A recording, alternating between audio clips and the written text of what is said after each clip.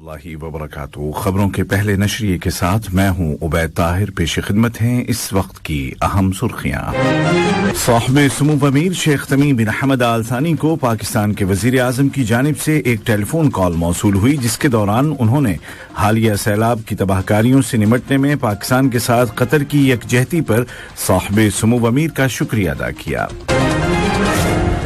वजीर आज़म और वजीर दाखिला की मौजूदगी में अल-वकरा और अल-वुकैर इलाकों में सीवेज ट्रीटमेंट प्लांट प्रोजेक्ट में प्राइवेट और पब्लिक सेक्टर्स के दरमियान शराकत के एक मुआहदे पर दस्तखत किए गए।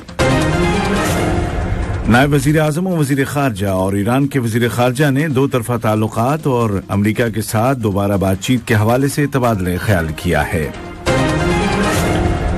और इराकी पार्लिमान के स्पीकर ने मुल्क में क़ब्ल अज़ वक्त पार्लिमानी इंतखाबात की तारीख मुकर्रर करने की अपील की है। और अब पेश खिदमत है उर्दू रेडियो कतर FM 107 से आज का पहला मुफस्सल नशरिया।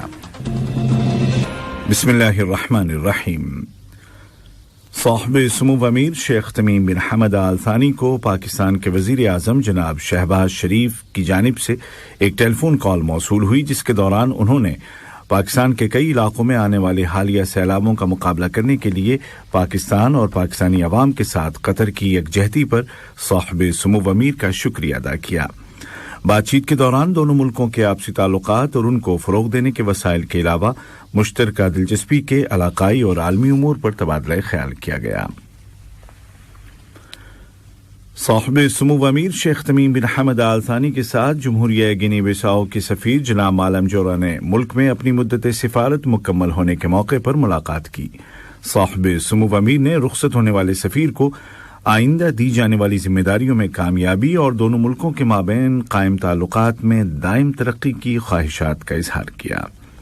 इस मौके पर सफ़ीर मालम जोरा ने दौरान क़याम मिलने वाले रियासती ताउन पर साहिब सुमू अमीर और हुक्काम का शुक्रिया अदा किया।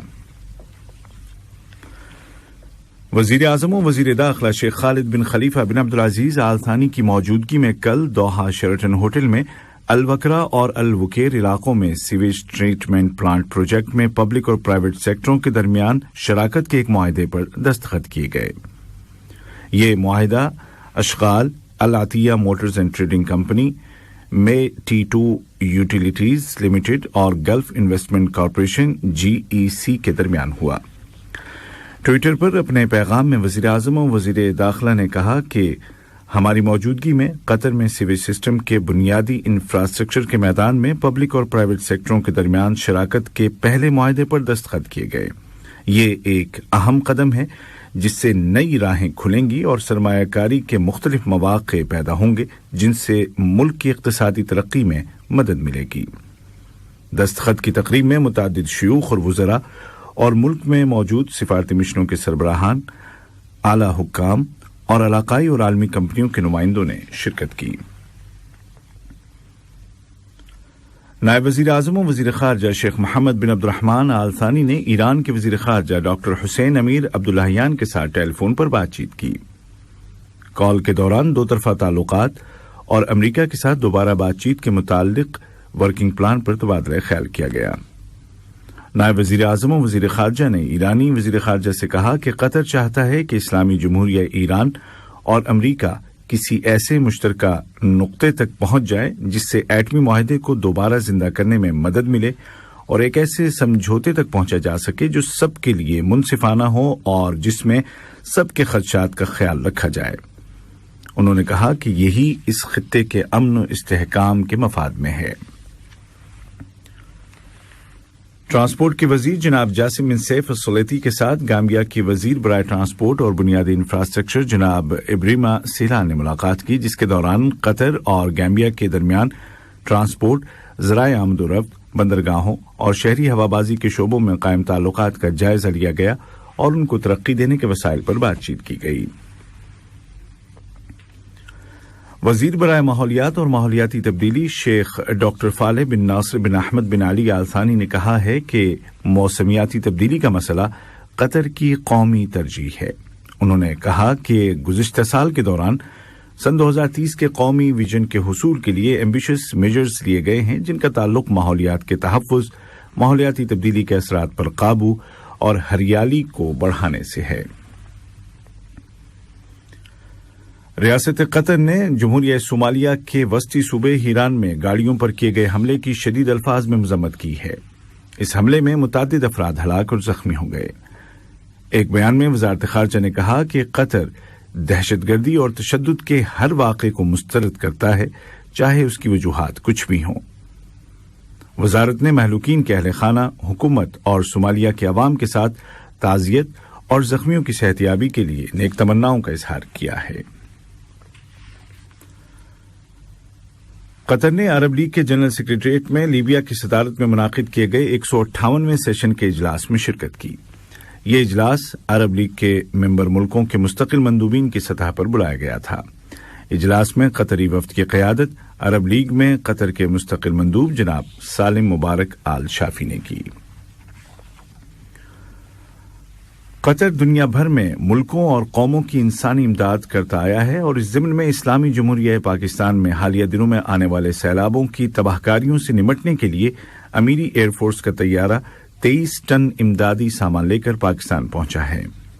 یہ امدادی ساز و سامان لغویہ کی تلاش اور بچاؤ کا کام دیکھنے والی مستقل کمیٹی قطر چیریٹی اور قطری ہلال احمر کے تعاون سے بھیجا گیا ہے۔ امدادی کھیپ میں طبی آلات، دوائیں اور دیگر امدادی ساز و سامان شامل ہے۔ یہ خبریں آپ اردو ریڈیو قطر FM 107 سے سن رہے ہیں۔ عراقی پارلیمان کے اسپیکر جناب محمد الحلبوسی نے اپیل کی ہے کہ قومی بات چیت کے اگلے اجلاس کے ایجنڈے میں قبل از وقت پارلیمانی اور صوبائی الیکشن کی تاریخوں کے تعین کا موضوع شامل کیا جائے، جس کے لیے زیادہ سے زیادہ آئندہ سال کے اواخر تک کا وقت رکھا جائے۔ انہوں نے کہا کہ ملک کے صدر کا انتخاب، بھرپور اختیارات والی حکومت جس پر سبھی کا اتفاق ہو، اور بجٹ پاس کرنے کا قانون بھی بات چیت کے ایجنڈے میں شامل کیا جانا چاہیے۔ یوکرین کے ایک اہلکار نے اعلان کیا ہے کہ ملک کے جنوبی علاقے میکولائیو میں ایک اسٹور روس کی گولہ باری میں تباہ ہو گیا ہے، جہاں ہزاروں ٹن اناج رکھا گیا تھا۔ اسی دوران میں یوکرین کے صدر جناب ولودیمیر زیلنسکی نے اپیل کی ہے کہ ان کے ملک کو جلد از جلد یورپی امداد پہنچائی جائے۔ انہوں نے مطالبہ کیا کہ روس پر مزید پابندیاں لگائی جائیں۔ صدر زیلنسکی نے امید ظاہر کی کہ یوکرین کو $5 بلین کی یورپی امداد ملے گی۔ دوسری جانب روس کی وزارت دفاع نے اعلان کیا ہے کہ اس کے فضائی دفاعی سسٹم نے زیپوروجیا ایٹمی پلانٹ پر یوکرین کی جانب سے 8 ڈرون طیاروں کے ذریعے کیے گئے ایک حملے کو ناکام بنا دیا ہے۔ اور اب کچھ خبریں کھیل کی دنیا سے۔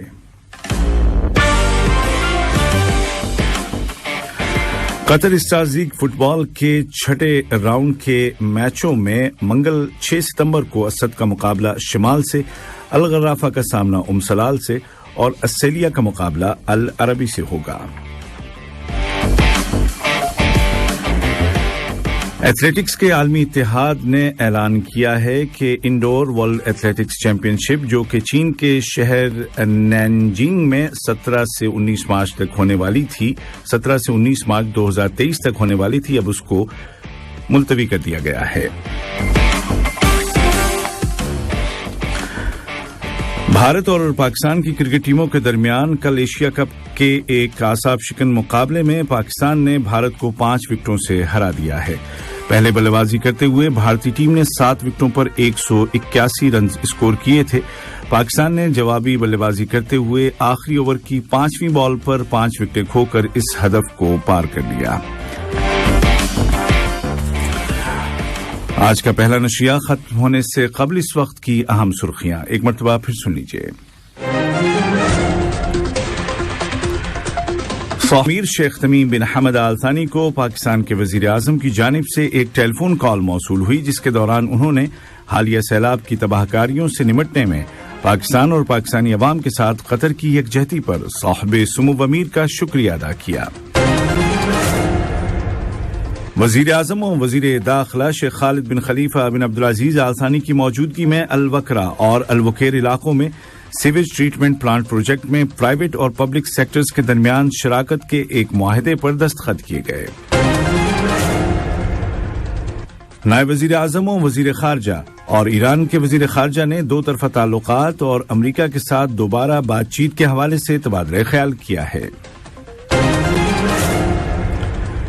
عراقی پارلیمنٹ کے اسپیکر جناب محمد الحلبوسی نے ملک میں قبل از وقت پارلیمانی اور صوبائی انتخابات کی تاریخ مقرر کرنے کی اپیل کی ہے۔ اردو ریڈیو قطر FM 107 سے آج کا پہلا مفصل نشریہ اپنے اختتام کو پہنچا۔ عبید طاہر اور تکنیکی معاون انتخاب عالم اور جابر حسین کو اجازت دیجیے۔ خدا حافظ۔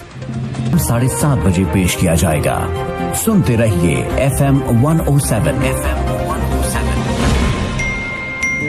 اللہ وبرکاتہ۔ خبروں کے پہلے نشریے کے ساتھ میں ہوں عبید طاہر۔ پیش خدمت ہیں اس وقت کی اہم سرخیاں۔ صاحب سمو امیر شیخ تمیم بن حمد آل ثانی کو پاکستان کے وزیر اعظم کی جانب سے ایک ٹیلی فون کال موصول ہوئی، جس کے دوران انہوں نے حالیہ سیلاب کی تباہ کاریوں سے نمٹنے میں پاکستان کے ساتھ قطر کی یکجہتی پر صاحب سمو امیر کا شکریہ ادا کیا۔ وزیر اعظم و وزیر داخلہ کی